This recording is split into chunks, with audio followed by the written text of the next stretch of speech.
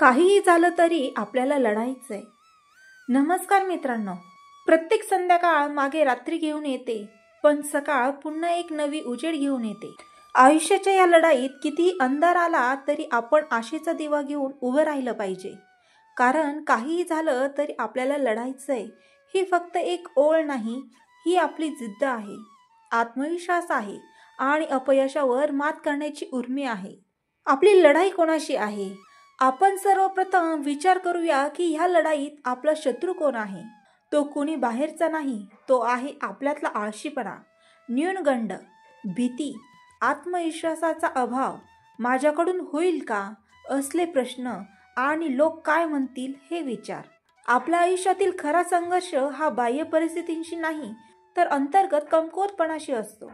उदाहरणार्थ, शिवाजी महाराजांनाही विरोधक होते, संकट होती, पण त्यांनी लढाई आधी स्वतःच्या मनाची केली, भीतीशी केली आणि जिंकली. म्हणून आजही आपण त्यांना स्मरणात ठेवतो. अपयश येणारच. अपयश आलं तर लोक हसतात, टोमणे मारतात, प्रश्न विचारतात. पण लक्षात ठेवा, अपयश म्हणजे पूर्णविराम नाही तर स्वल्पविराम असतो. स्वामी विवेकानंद म्हणतात, उठा, जागे व्हा आणि उद्दिष्ट प्राप्त होईपर्यंत थांबू नका. आपल्या समाजात अपयश म्हणजे अपमान समजला जातो, पण खरं तर अपयश हेच तुम्हाला यशासाठी सजवणारं शस्त्र आहे. तेव्हा काहीही झालं तरी थांबायचं नाही, चालत राहायचं. लोक काय म्हणतील?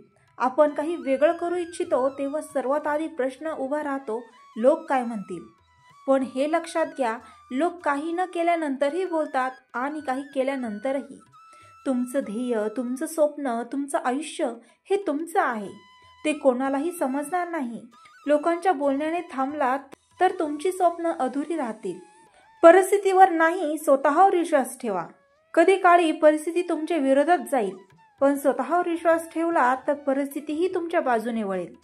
जगातल्या सर्व शक्ती मिळून तुम्हाला थांबवू शकत नाही. जर तुम्ही स्वतःवर विश्वास ठेवला तर. स्वतःवर विश्वास ठेवणं ही खरी ताकद आहे. आणि त्याचबरोबर जास्त शिकणं, सतत सुधारत राहणं, प्रयत्न करत राहणं हे यशाचं खरं गमक आहे. संघर्षाशिवाय यश नाही. प्रत्येक यशस्वी माणसाच्या पाठीमागे संघर्षाची अखंड मालिका असते. संघर्ष हे यशाचं पाऊल आहे. वेळ लागेल पण यश नक्की येईल. खूपदा आपण लगेच परिणाम पाहतो, लगेच यश हवं असतं, पण जगातील कोणतीही मोठी गोष्ट एका रात्रीत घडत नाही. उदाहरणार्थ, बांबूचं झाड सुरुवातीची 5 वर्ष जमिनीत वाढतं, बाहेर काहीच दिसत नाही, पण नंतर ते काही आठवड्यात 60 ते 70 फूट वाढतं. कारण त्याने आधी मूळ घट्ट केली होती. तुमचं काम मूळ तयार करणं आहे. यश उशिरा येईल पण मोठं येईल. नकार यशाच्या वाटेचा भाग. तुम्हाला कोणीतरी नाकारेल, तुमचं काम नाकारलं जाईल, तुमचं अस्तित्वही. पण त्या नकारात लपलेलं शिकणं स्वीकारा. प्रत्येक नकार म्हणजे नवा मार्ग शोधण्याची संधी असते. आज जे लोक यशस्वी आहेत त्यांनी हजारो नकार झेलले, पण ते काहीही झालं तरी लढत राहिले. स्वतःचं जीवन स्वतः घडवा. कोणीही येऊन तुमचं आयुष्य बदलणार नाही. कोणीच नाही. ना गुरु, ना मित्र, ना देव. तुम्हालाच उठावं लागेल, लढावं लागेल. स्वतःचा गेम खेळा. दुसऱ्याचं बघत बसू नका. एक पाऊल टाका, हळूहळू रस्ता दिसेल. काहीही झालं तरी सुरुवात करा. थकलात, हरलात तरी लढा. कधी कधी इतकं वाटतं की आता पुरे झालं, पुढे काही नाही. पण तेव्हा स्वतःला आठवा, तू इतकं चाललास आहेस, आता थांबणं मूर्खपणाचं ठरेल. थकलात तरी चालेल, हळू चाललात तरी चालेल, पण थांबू नका. कारण यश काही पावलांवरच असतं, पण त्याच वेळी आपण थांबतो. प्रेरणा कुठून घ्यायची? जिथे अपयश आहे तिथून शिकायला शिका. जिथे कोणी नाही तिथे स्वतःची पाठ थोपटायला शिका. जिथे अंधार आहे तिथे स्वतः दिवा बना. प्रेरणा बाहेरून येत नाही, ती तुमच्यातच आहे, फक्त ती जागवायची आहे. आयुष्य छोटं आहे पण महान होऊ शकतं. आपल्या हातात काही दिवसांचं आयुष्य आहे, पण आपण हे आयुष्य असा इतिहास निर्माण करू शकतो की लोक वर्षानुवर्षे आपल्याला आठवतील. काहीही झालं तरी आपण प्रयत्न करणारच, हीच जिद्द आयुष्य बदलते. काही झालं तरी थांबायचं नाही.